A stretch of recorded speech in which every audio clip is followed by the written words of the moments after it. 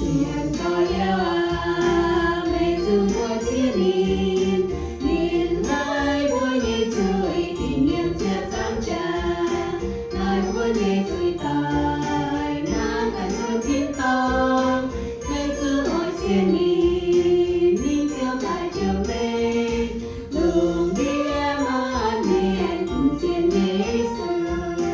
耶稣基督，赞赞这个夜。不高遥啊，每个爱主耶，耶穌基督，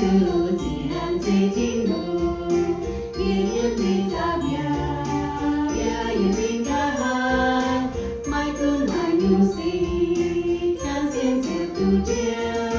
路邊滿面不見耶穌，耶穌基督，讚讚這個夜。